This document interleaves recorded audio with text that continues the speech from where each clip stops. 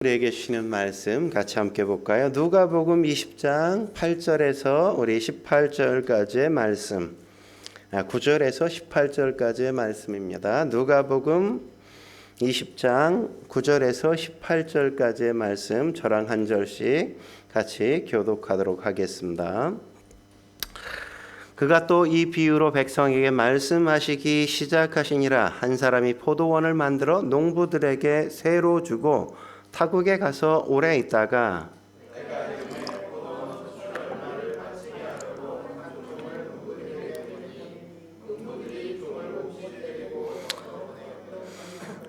다시 다른 종을 보내니 그도 몹시 때리고 능욕하고 거저 보내었거늘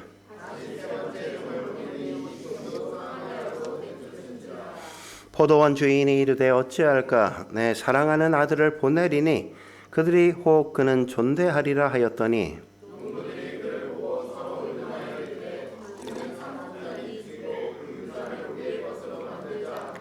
포도원 밖에 내쫓아 죽이었느니라. 그런즉 포도원 주인이 이 사람들을 어떻게 하겠느냐?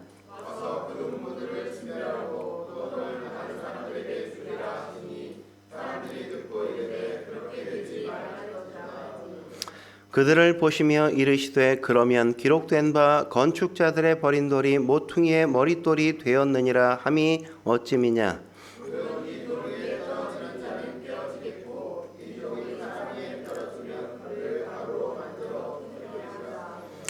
아멘. 오늘은 사랑, 약함으로 대하신다는 주제로 하나님의 말씀 함께 나눌까 합니다.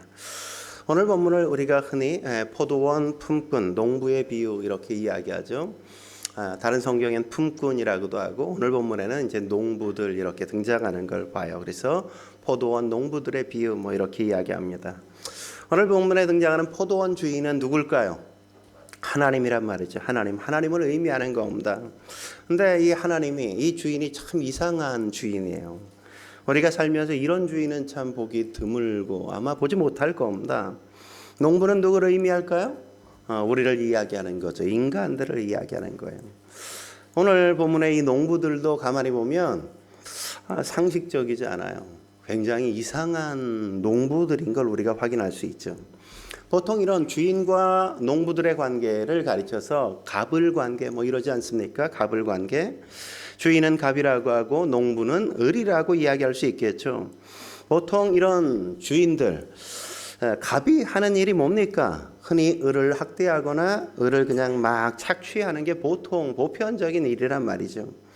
반면에 을은 그러다 보니까 비굴하게 이렇게 굴기도 하고 억울함을 당하는 일들이 적지 않단 말이죠. 그게 보편적이에요. 그래서 흔히 우리가 그런 주인들을 가르쳐 뭐라 그래요? 갑질한다 이렇게 얘기한다고요. 갑의 횡포 이런다고요. 그런 반면에 을의 횡포나 을질 뭐 이런 말은 있어요, 없어요? 없단 말이에요. 그런 말 안 써요. 근데 이상하게 오늘 본문에 보면 오늘 본문에 등장하는 농부들은 막 을의 횡포, 을질을 하는 것처럼 보여지지 않습니까? 근데 원래 주인이 갑질을 막 해야 정상적인 어떤 환경인데 그렇게 힘있고 권력이 있음에도 불구하고 농부들을 대할 때는 굉장히 약한 모습으로 연약한 모습으로 그렇게 다가가시고 대하시는 걸 우리가 본단 말이죠. 왜 그런 걸까요? 사랑하기 때문에 그렇다고요. 사랑하기 때문에. 제가 손주들에게 다가갈 때 뭐 군복 입고 딱 엎드려 뻗쳐 막 이러면서 다가갈 수 있습니까? 애기들한테 다가갈 때는 어떻게 해야 돼요? 그냥 막 어떻게 약하게 이렇게 부드럽게 다가가는 것처럼 하나님도 그러신 거란 말이죠. 예수님이 뭐라 그러셨습니까? 마태복음 25장 10절에 보면 내 형제 중에 지극히 작은 자 하나에게 한 것이 곧 내게 한 것이라. 그러니까 뭐예요? 예수님은 어떻게 오신다는 거예요? 약한 자들 속에 함께 하시고 그런 모습으로 다가가신다는 거잖아요. 그래서 그 말씀에 보면 줄일 때, 목마를 때, 나그네 되었을 때, 헐벗었을 때, 병들었을 때, 옥에 갇혔을 때 그들이 내게 한 것이 그들에게 한 것이고 내게 한 것이다 이렇게 말씀하지 않습니까? 하나님은 어떻게 다가가신다고요? 연약한 존재처럼 그렇게 다가가신다는 거죠. 다가가신다는 거. 그런데 농부들은 의림에도 불구하고 이 상아리만큼 주인에게 굉장히 강하게 막 윽박지르고 막 을지를 하는 걸 우리가 보게 되어지죠. 어찌 보면 주인과 농부들의 갑을 관계가 완전히 뒤바뀐 것처럼 보인단 말이죠. 근데 이게 사실은 하나님과 우리 인간의 실제 모습을 보여주고 있는 거란 말이죠. 이상한 주인은 하나님, 이상한 농부는 우리들. 하나님이 굉장히 우리에게 사정하는 것처럼 보여지고, 우리가 굉장히 신앙생활하면서 하나님 앞에 내가 대단하게 뭘 해드리는 것처럼 이럴 때가 있어 없어요? 상당히 있죠, 그죠? 상당히 많이 있어. 네. 그렇게 보고 오늘 본문을 이해하시면 되는 겁니다. 그렇다면 약함으로 대하시는 하나님의 사랑 뭘까요? 첫째로 힘이 있음에도 불구하고 통제하려고 하지 않는다는 거죠. 하나님은 힘이 있음에도 불구하고 통제하려고 하지 않는다는 겁니다. 오늘 본문 9절에 보면 뭐라고 얘기합니까? 타국에 가서 오래 있다가 이런 말씀이 있지 않습니까? 여기 나오는 오래라는 건 충분히 시간을 보냈다 이런 의미인 겁니다. 무슨 얘기입니까? 통제하지 않았다는 거죠. 통제하지 않았다는 겁니다. 여러분, 오너십을 가진 사람의 특징 가운데 하나가 뭡니까? 자꾸 통제하려는 것 아닙니까? 그래서 수시로 점검한단 말이죠. 이유가 뭡니까? 내 거라고 생각하기 때문에 수시로 통제하고 수시로 점검하고 체크하고 자꾸 그런단 말이죠. 내 거라는 생각하기 때문에 통제하고 체크하는 겁니다. 그런데 오늘 본문의 주인은 어때요? 전혀 그렇지 않습니다. 오랜 기간, 오랜 시간이 지남에도 불구하고 전혀 터치하잖아요. 그냥 그들에게 자유롭게 마음대로 할 수 있도록 봐준단 말이죠. 보통 우리가 결혼하기 전에 교제하잖아요. 남녀가 교제를 해요. 형제들이 그런 얘기 많이 해요. 어떤 자매가 너무너무 매력적이래. 너무너무 매력적이래. 그래서 그 자매한테 푹 빠졌대. 한 번에 그냥 확 가버렸대. 그래서 그 자매랑 막 결혼하고 싶다고, 사귀고 싶다고 막 그러잖아요. 사실은 그렇게 확 가버리니까 결혼도 하고 막 그런 거란 말이죠. 근데 좀 시간이, 그렇게 해서 사귀게 되었는데 좀 시간이 지나서 가끔 간혹 한 어떤 형제는 돌아와서 이제 갑자기 그 자매에 대한 매력이 뚝 떨어졌다고 그렇게 이야기하는 형제들이 있단 말이죠. 왜 그런지 아십니까? 여자들의 매력이 확 떨어지는, 매력이 상실되는 그 시점이 언제냐면 이 남자는 내 남자야 라고 여기고 통제하기 시작할 때부터, 내가 마음대로 쥐고 펴락하려고 할 때부터 그 여자에 대한 매력이 확 꺾인단 말이죠. 왜 그래요? 내 남자라고 생각하니까 자꾸 통제하려고 그러고 맨날 10분마다 전화해가지고 뭐해? 이렇게 확인하니까 처음엔 되게 나를 사랑하나 보다 이렇게 생각했다가 너무너무 피곤한 거예요. 너무너무 피곤해. 계속 보고를 해야 돼. 계속. 무슨 상사야 막 계속 보고를 해야 되니까. 그러니까 매력이 싹 사라진다고요. 싹 사라져. 여러분, 매력이라는 한자 아십니까? 이 매자라는 게 무슨 매자예요? 도깨비 매자란 말이죠. 도깨비 매자. 도깨비 매자를 잘 보면 거기 귀신 귀자가 앞에 들어가 있는 걸 우리가 확인할 수 있지 않습니까? 그러니까 매력이라는 게 뭡니까? 귀신 같은 힘, 도깨비 같은 힘을 갖고 있는 거란 말이죠. 매력이라는 거. 그러니까 하나님이 주신 거예요. 그것도 그 여우 사람들에게, 각자에게. 도깨비에게 홀리는 것처럼, 귀신에게 홀리는 것처럼 형제가 자매를 딱 보는 순간 그냥 홀렸어. 미쳐서 막 그때 그랬잖아요. 그죠? 근데 어느 날 매력이 싹 사라지고 나니까 내가 왜 그랬나 이런 생각하게 되어지는 경우들이 생긴단 말이죠. 생기는 거예요. 정신을 차려보니까 이게 아닌가 막 이제 그런 생각이 드니까 도망치기도 하고 후회하기도 하고 그런단 말이죠. 왜 그렇습니까? 맨날 감시하니까, 맨날 통제하려고 하니까, 맨날 자기 손에 꽉 잡고 나를 쥐고 흔들려 그러니까 그게 너무너무 힘들거든요. 그러니까 매력이 뚝 떨어진단 말이죠. 그래서 사랑과 힘은 반비례라고 얘기하잖아요. 반비례라고. 힘이 들어가는 순간 사랑은 끝날 가능성이 큰 거예요. 힘이 들어가면 사랑이 끝날 가능성이 커요. 근데 어리석게도 사람들은 사랑하면 사랑할수록 힘을 아주 강하게 주잖아요. 그죠?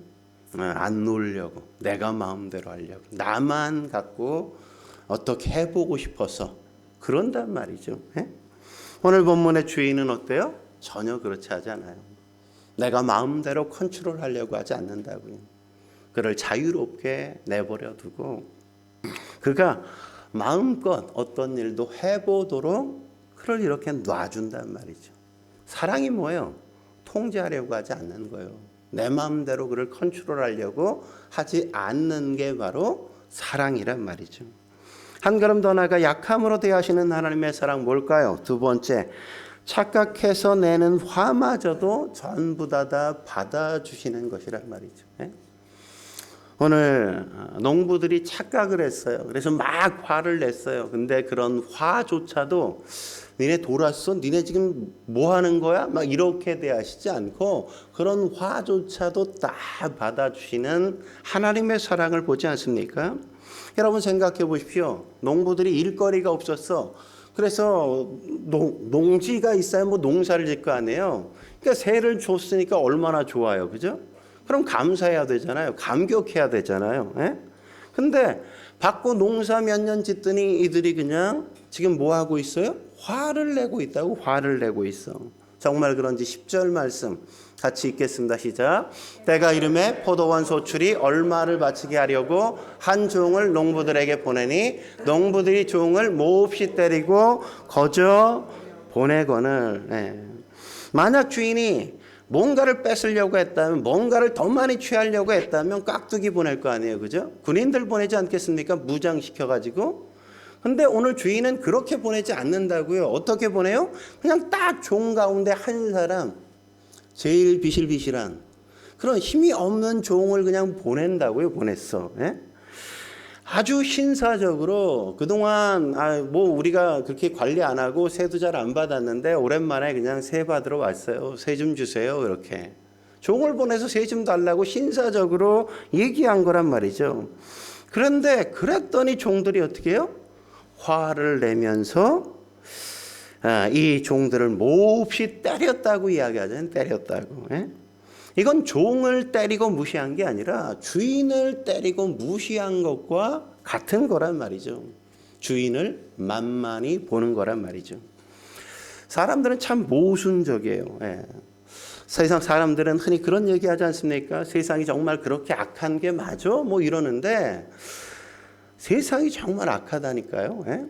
여러분 생각해 보십시오. 우리가 누구에게 잘해주는 것 같아요? 예? 여러분은 누구에게 잘해주는 것 같습니까? 친절하게 대해주고 참 잘해주면 그런 사람에게 잘해줄 것 같아요? 아니에요. 그런 사람 대부분 만만히 보죠. 그죠? 무시한다고요. 어떤 사람에게 잘해줘요? 깐깐한 사람, 되게 까탈스러운 사람. 뭐 뒤에 가서는 욕 엄청 하더라도 그 앞에서는 그냥 어떻게라도 비유 맞추려고 이렇게. 그럴 때가 얼마나 많습니까? 그런 사람에게 그런단 말이에요. 그런 사람에게. 갑의 횡포 그러는데 을도 만만치 않단 말이죠. 오늘 본문에 보면. 진짜 잘하는 사람에게 충성해야 되는데 충성하지 않고 아주 나쁜 사람에게 그냥 매어서 끌려다닐 때가 굉장히 많단 말이죠. 그래서 좋은 사람들을 무시하고 나쁜 사람들은 오히려 그냥 자꾸만 대접해주고 이런 일들이 우리의 사회 속에 흔히 통용되고 있는 게 그런 모습 아닙니까? 대표적인 대상이 누구예요? 단골이라는 거죠. 단골.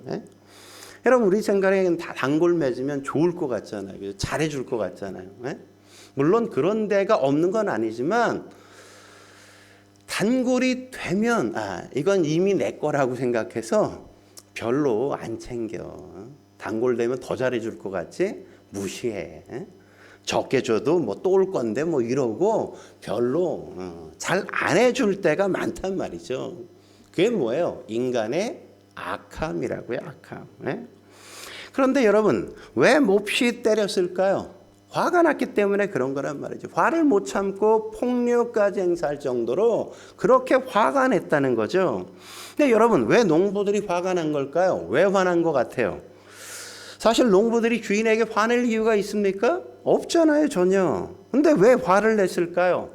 그들의 심리 상태를 우리가 잘 생각해 보면 왜 화가 났을까? 자기들이 수고한 것만 생각했기 때문이란 말이죠. 예? 자기들이 수고한 것만 생각했기 때문이에요. 내가 농사 짓느라 얼마나 고생했는데, 내가 얼마나 땀을 흘렸는데, 내가 얼마나 애썼는데, 내가 얼마나 노력했는데, 지가 한 게 뭐가 있다고, 새를 달래, 새를 달래. 이러는 거란 말이죠, 이러는 거. 예? 농사 짓는 거 얼마나 쉽지 않습니까? 물 줘야죠, 씨 심어야죠, 김 매야죠. 예? 여름에도 그냥 쉬지 못하고 일해야 된단 말이죠. 그렇게 힘들게 농사 져서 이제 추수 때가 됐는데 종을 보내서 새 줘 이러니까 되게 기분이 나쁜 거야. 도대체 주인이 한 게 뭐가 있어? 아무것도 안 해놓고 내가 농사 져서 열매 맺었더니 기껏 와가지고 새 달라 그래. 이게 화가 난 거야, 이게. 예? 내가 다 했다 그거죠. 그 생각만 하고 있는 거예요. 근데 사실 우리가 생각하면 그 땅 누구 땅이에요? 주인 땅이잖아, 주인 땅. 주인이 새 안 줬으면 내가 할 수 있어? 아무것도 얻지 못하는 거예요. 주인이 맡겨줬기 때문에 내가 이런 농사도 지을 수 있고 이만한 열매도 내가 맺을 수 있는 거예요. 그래서 아무것도 못할 때 그 땅을 내게 세줄 땐 너무너무 고맙고 감격했단 말이죠. 근데 다 농사 짓고 났더니 싹 잊었어, 그거를. 에? 시간이 지나자 이 땅이 내 땅처럼 생각이 되는 거야. 내 수고만 보이는 거야. 그러니까 주인한테 화가 나는 거죠. 화가 나는 거예요. 여러분, 우리하고 너무 비슷하지 않습니까? 하나님이 모든 걸 우리에게 주셨단 말이죠. 우리가 누리고 있는 것 가운데 그 어느 것도 하나님이 주시지 않은 게 뭐가 있습니까? 생명 그분이 주셨죠. 우리의 집 그분이 주셨죠. 우리가 갖고 누리는 모든 것들이 다 하나님께서 다 주신 거잖아요. 하나님이 보호해 주시고 하나님이 지키시니까 오늘도 나와서 건강하게 예배드리고 여기 앉아서 주님 예배하는 거 아닙니까? 하나님이 지켜주시지 아니하시면 그냥 너 오늘 그만 살아 이러면 우리는 그냥 갈 존재들이란 말이죠.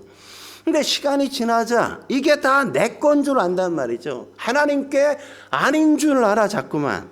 그러다 보니까 청지기 얘기 뭐 이런 거 얘기하면 이해를 하지 못한단 말이죠.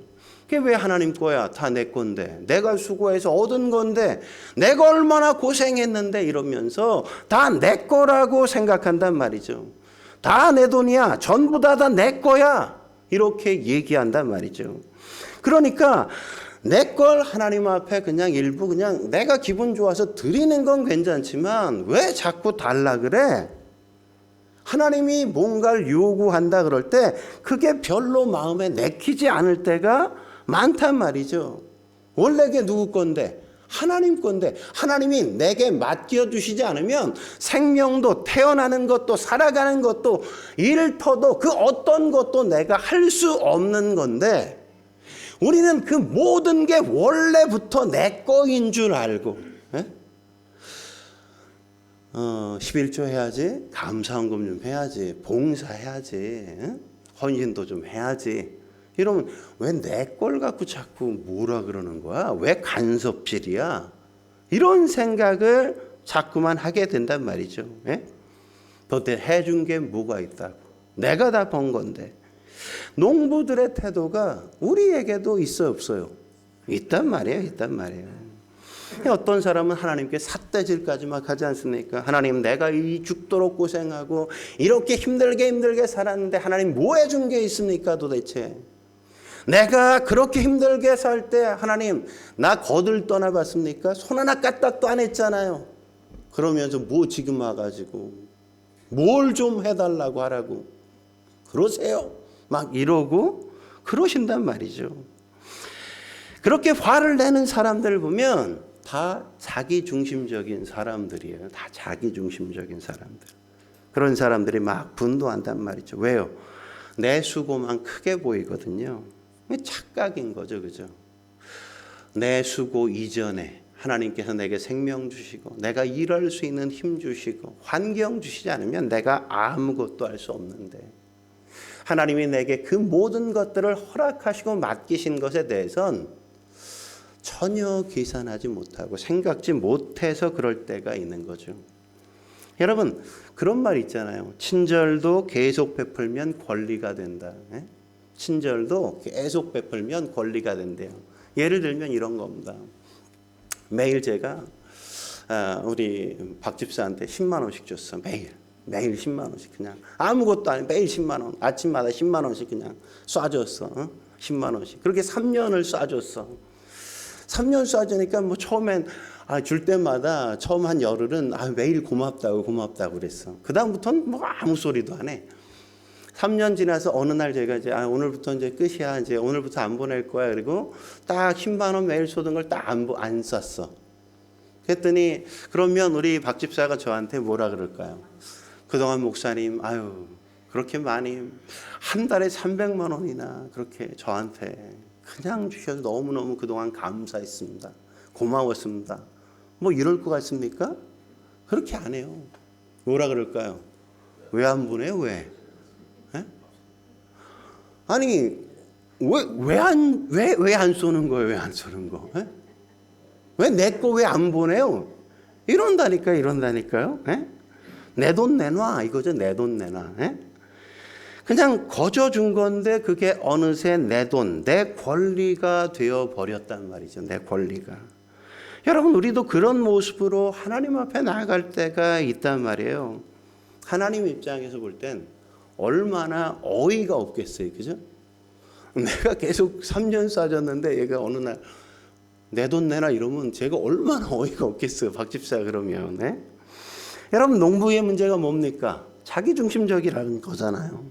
다른 종을 보냈을 때도 또 폭력을 행사한단 말이죠. 11절 같이 볼까요? 11절 시작. 다시 다른 종을 보내니 그도 몹시 때리고 능욕하고 거저 보내었거늘. 두 번째 보낸 종도 몹시 때리고 능욕했다 그러지 않습니까? 여기서 능욕했다는 게 뭐예요? 갖고 놀았다 이런 거예요. 갖고 놀았다. 이건 그냥 종을 갖고 놀았다는 게 아니라 주인을 갖고 놀고 있다 이런 의미예요. 하나님을 내가 갖고 논다 이거죠. 그리고 12절에도 뭐라고 얘기합니까? 12절 읽겠습니다. 시작. 다시 세 번째 종을 보내니 이 종도 상하게 하고 내쫓은지라. 여기서 상하게 했다는 건 때렸다는 의미 플러스 정신적으로 막 조롱했다 이런 의미예요. 이 상하다는 말은 헬라어로 트라우마. 여기서 나온 거예요. 트라우마가. 얼마나 팼으면 트라우마가 생겼겠어요. 얼마나 때렸으면. 얼마나 희롱했으면 이게 트라우마가 됐겠어요. 보통 우리가 선생님에게 숙제 안에 가면 매 한 대 맞는 거 그냥 한 대 맞고 말지 뭐 이런다고요. 그렇게 선생님한테 맞아서 우린 트라우마 안 생겨요. 몇 대 맞는다고. 군대에서 뭐 저도 많이 맞아봤거든요.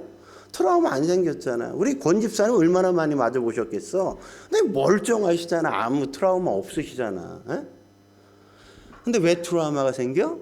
때린 것만이 아니라 엄청 조롱하고 막 자존심 상하게 하고 정신적인 학대를 어마어마하게 가했다는 거죠. 이 정도 이런 악한 농부들의 모습이라고. 이게 악한 농부들의 모습. 그런데도 주인은 어떻게 합니까? 그걸 다 참아주잖아요. 그들을 기다려주잖아요. 다 받아주지 않습니까? 여러분, 이런 주인이 어디 있어요? 우리 같으면 벌써 가서 다 심판하고 끝내버렸을 텐데 주인은 그렇게 하지 않고 다 받아주고 계신다는 거죠. 그게 뭐예요? 사랑이라고요. 사랑. 넉넉하니까 베풀 수 있는 사랑. 마지막으로 홧감으로 대하시는 하나님의 사랑 무엇일까요? 세 번째, 오래 참으면서 마지막까지 기회를 주는 것이란 말이죠.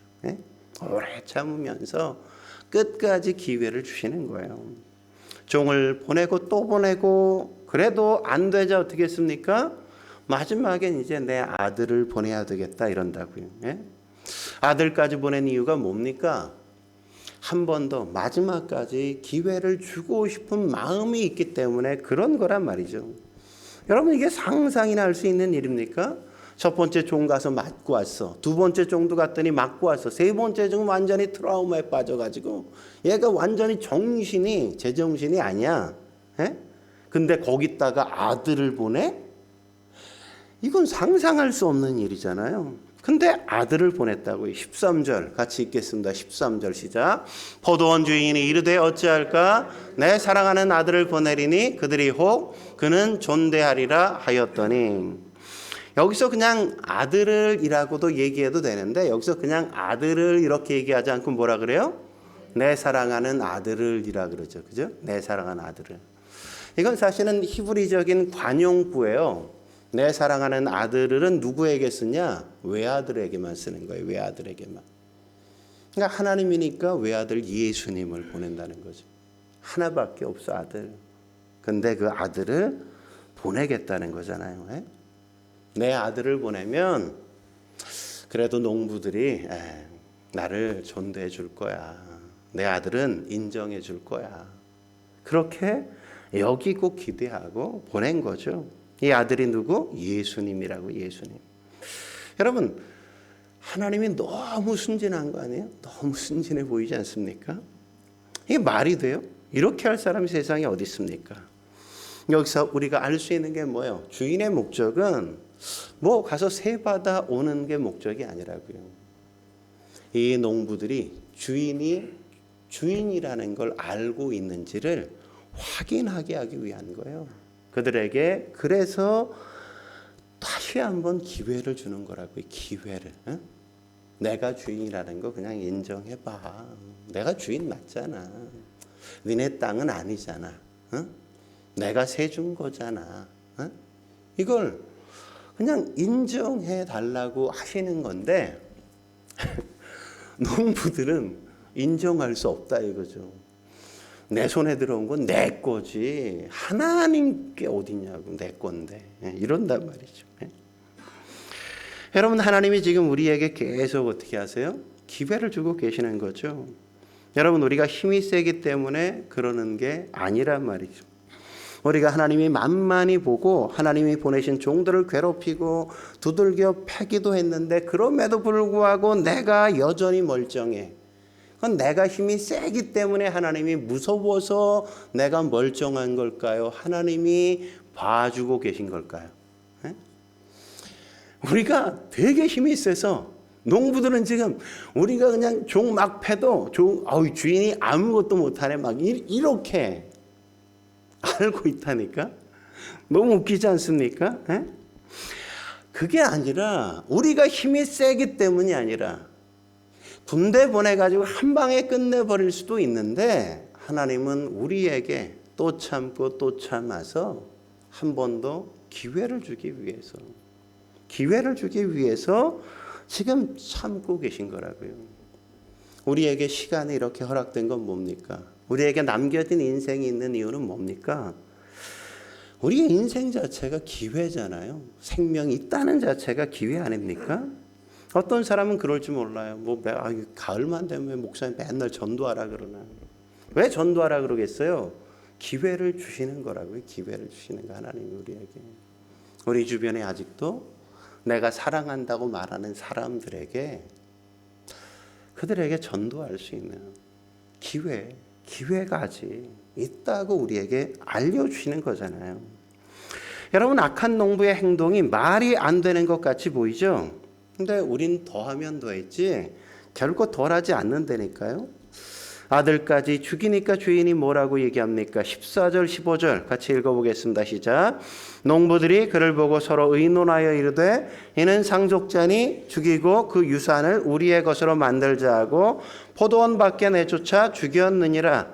그런즉 포도원 주인이 이 사람을 어떻게 하겠느냐? 어떻게 하겠느냐 이게 뭐예요? 그러면 주인이 가만 놔두겠어? 이런 거죠. 그죠? 가만 놔두겠어? 이런 거죠. 예? 우린 여기서 또 잘못된 메시지를, 오해해서 잘못된 메시지를 받을 수 있어요.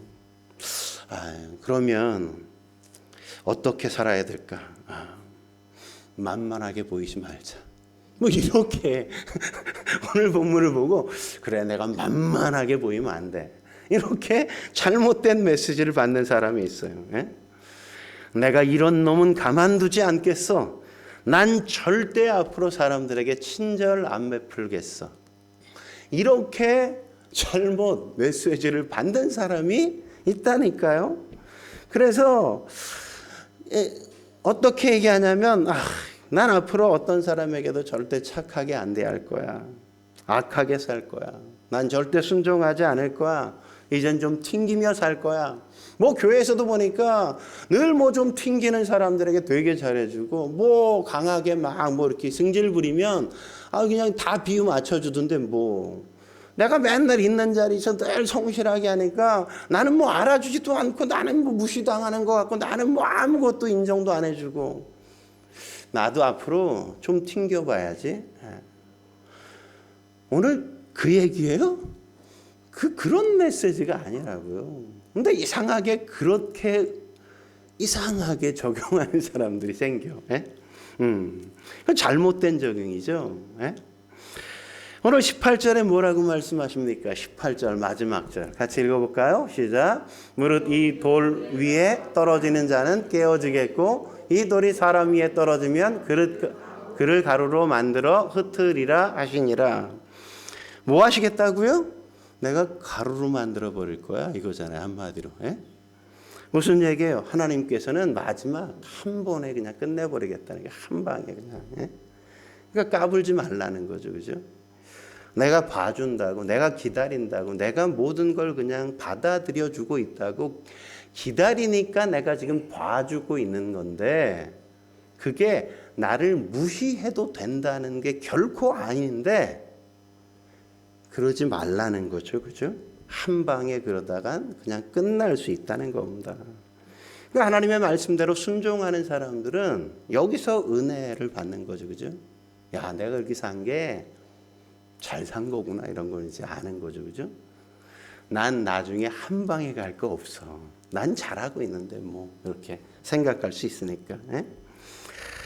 여러분 오래 가지 않습니다. 주님이 다시 오는 거 멀지 않았다고요. 기회 주시다 막판엔 그냥 한 방에 끝내시는 거예요. 하나님은. 우린 그걸 두려워해야 된단 말이죠. 여러분 하나님이 우리에게 주신 은혜가 있단 말이죠. 기회를 늘 주시잖아요. 우린 그걸 살릴 수 있어야 된다고요. 하나님께 의뢰 횡포, 의지를 하면 안 된단 말이죠. 그러니까 우리가 어떻게 살아야 될까요? 주인 없는 것처럼 보여도 충성해야 된다고요. 주인이 만만하게 보여질지라도 진실하게 우리가 살아야 된다는 겁니다. 그게 잘 사는 거라고요. 그래서 통제를 잘하는 게 교회라고 생각하면 안 돼요. 막 통제하고 막 늘. 뭐 저는 뭐 그렇게 안 할 수, 저는 뭐 못 하겠습니까?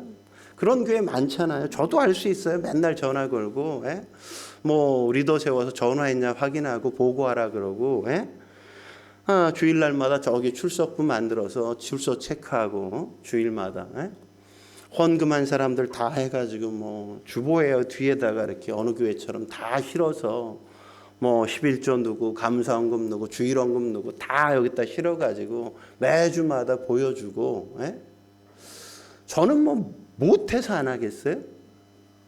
왜 안 할까요? 그게 하나님이 원하시는 교회 모습이 아니니까. 통제하려고 하고 점검하려고 하고 두려워서 억지로 하게 하려고 하는 게 아니기 때문인 거죠. 하나님의 사랑에 감격해서 하나님의 은혜가 어떤지 알아서 스스로 할 수 있게 인내하고 기다리고 그래야 의미가 있죠. 그죠? 하나님이 원하시는 게 뭡니까? 속아도 얻어 터져도 마음이 상해도 오래 참으면서 또다시 넌 할 수 있어 이렇게 기회를 주는 거. 그게 하나님이 우리에게 원하시는 거잖아요. 하나님 앞에 교만하면 안 된다. 하나님 만만히 보면 안 된단 말이죠. 하나님 무시하면 안 되는 겁니다. 그러다가 한 방에 우리가 끝날 수 있다고요. 하나님이 이렇게 오래 참으시는 이유는 다시 우리에게 기회를 주시기 위한 거란 말이죠. 응? 너도 잘할 수 있어. 해봐. 사랑으로 하는 게 어떤 건지, 그 즐거움이 얼마나 큰 건지, 그런 것의 맛을 스스로 알아갈 수 있도록 하나님께서 기다리고 계시고 그래서 기회를 계속 주시는 거란 말이죠. 그렇다면 우리가 어떻게 살아야 될까요? 하나님 앞에 하나님께서 가르쳐 주시는 하나님을 향한 바른 태도가 뭡니까? 저는 누가복음 17장 10절이라고 생각해요. 누가복음 17장 10절. 거기 빨간 것만 같이 읽어볼까요? 시작. 우리는 무익한 종이라 우리가 하여야 할 일을 한 것뿐이라. 예? 여기 두 가지 우리가 가져야 될 두 가지 태도가 뭡니까? 우리는 무익한 종이라 첫 번째. 두 번째 뭐예요? 우리가 하여야 할 일을 한 것뿐입니다. 이거예요. 네? 그러니까 이런 자세를 가져야 우리가 자유로울 수 있단 말이죠. 그리스도인의 자유는 내가 사람이라는 것, 내가 종이라는 사실을 인정할 때 비로소 자유가 주어지는 거예요. 네?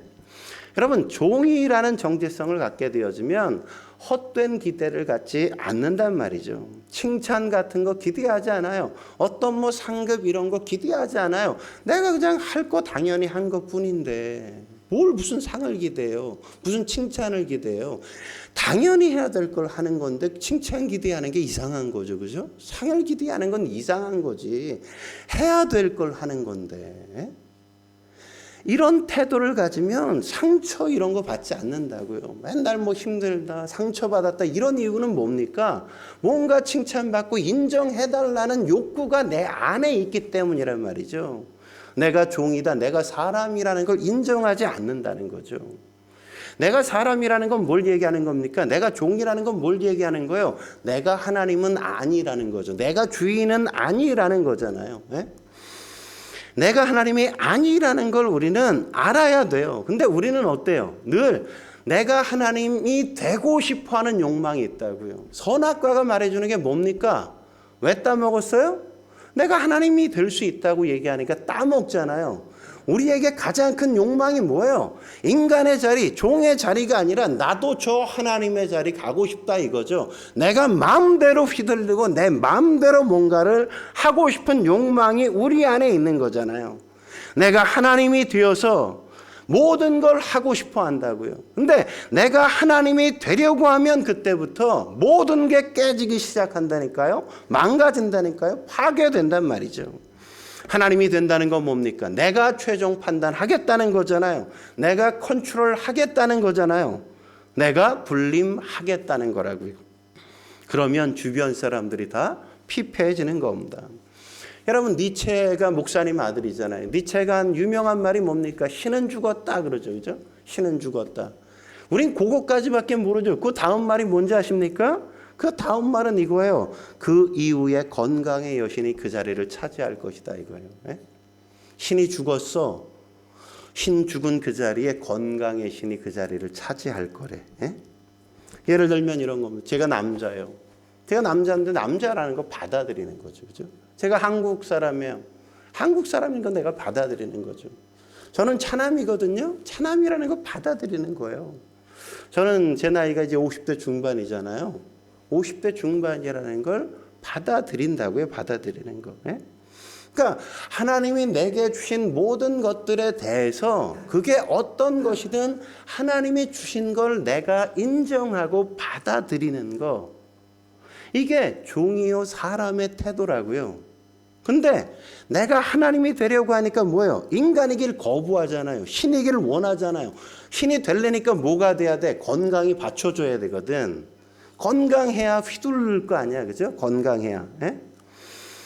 내가 하나님이 되려니까 자꾸 건강 챙기는 거예요. 장수하려는 게 아니라 내가 하나님이 돼 휘둘리니까 건강 늘 신경 쓸 수밖에 없다고요. 여자들 늙기 싫어하지 않습니까? 뭐 별로 뭐 일도 안 하고 싶어 하면서 자꾸 건강은 하고 싶대. 그죠? 아니 뭘 하지도 않으면서 뭐 필요해서 달라면 이해가 돼. 근데 뭘 하지도 않으면서 뭘 건강하고 싶어 해. 그죠? 그럼 뭐예요? 내가 하나님이 되고 싶어 하는 거예요. 내가 전지전능한. 그래서 늙는 게 싫어. 씁쓸해. 화가 나. 내가 하나님이 되어야 되는데 하나님처럼 안 보이니까 그걸 견딜 수 없어 해. 그래서 니체는 그런 말 한 거예요. 신은 죽었어. 그 다음에 건강의 신은 그 자리를 차지할 거야.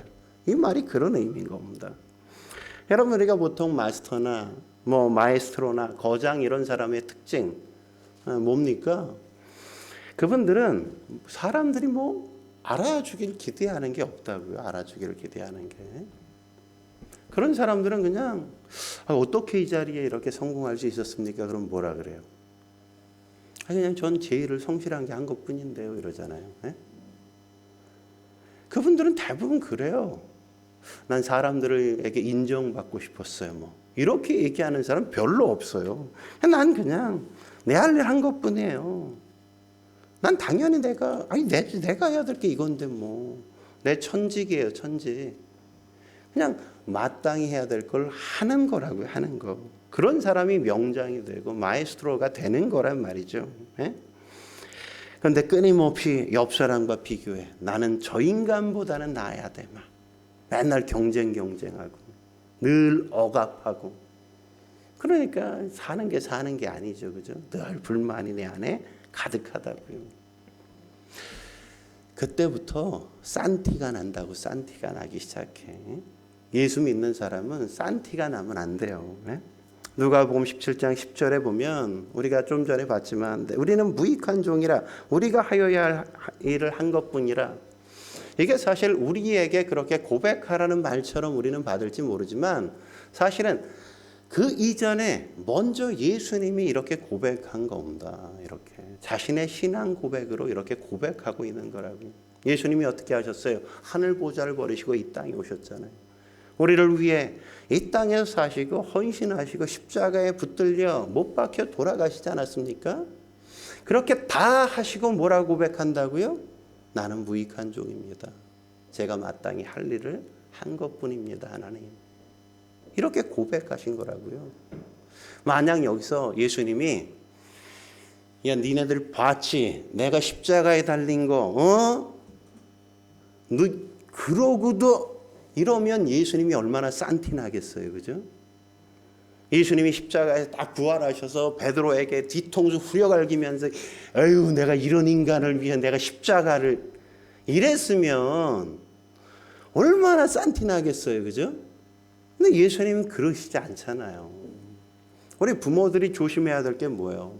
아이들 물론 키우냐고 힘든 거 다 알죠. 근데 우리가 자식한테 내가 널 키우냐고 내가 어떻게 수고했는데 어떻게 내가 힘들게 고생했는데 이러면 그때부터 싼티 난다고요. 싼티가 나.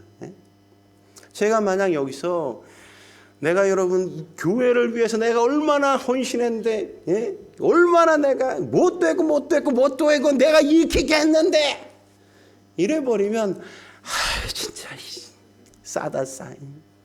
그렇게 그러지 않겠습니까?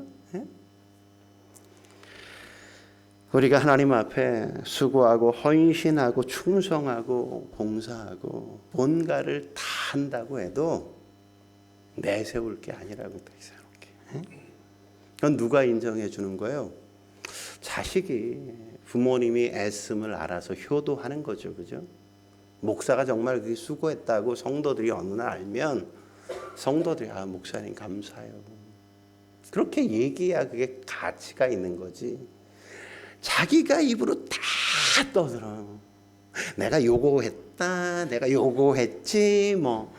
뭐만 하면 그냥 막 다 온 세상 알지어다 이런 거. 그럼 뭐야? 싼티가 나지. 싼티가. 아유 이것도 했어. 아유 고마워. 이렇게 돼야죠. 그죠? 이건 누가 한 거야?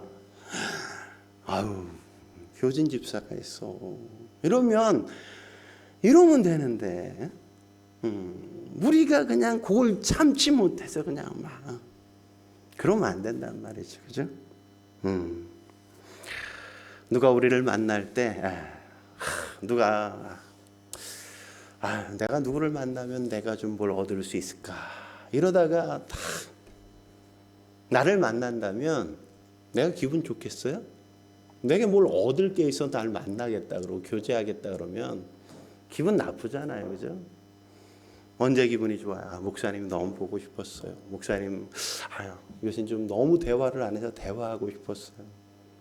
함께 밥 먹고 싶었어요. 그러면 제가 좋죠, 그죠? 예? 나한테 뭘 얻을 게 있어서가 아니라 나 자체를 좋아해서 오는 거. 하나님도 그거 좋아하시지 않겠습니까? 하나님은 그걸 기대하시죠, 그죠? 우리가 열심히 한 거 왜 모르시겠어요? 다 아시지. 그렇지만 내 수고 이전에 내 인생에 더 큰 파운데이션을 만들어 주신 하나님을 바라보면서 하나님의 사랑이 얼마나 놀라운지를 알고 그 사랑에 감격하고 그 사랑에 감사드릴 수 있는 그 사람을 보면 얼마나 고맙습니까? 예? 그게 하나님의 사랑이에요. 저와 여러분들이 그 하나님을 닮은 사랑하실 수 있길 주의 이름으로 축원합니다. 기도하시겠습니다. 거룩하신 하나님 아버지, 오늘도 주님 전에 나와 엎드려 예배케 하시니 감사합니다. 하나님의 마음 어떤 것인지 오늘 본문을 통해 확인하고 알게 하시니 감사합니다. 하나님의 한없는 사랑, 놀라운 사랑, 끊임없이 우리가 잘못하고 실수함에도 불구하고 하나님이 기회를 또다시 주시는 하나님의 한없는 사랑을 우리가 늘 받고 있음에 감격하게 하사 늘 주님 앞에 응답할 수 있는 수많은 기회들을 통해 내가 응답하며 살아갈 수 있게 주여 도와 주옵소서. 예수님의 이름으로 감사하며 기도드립니다. 아멘.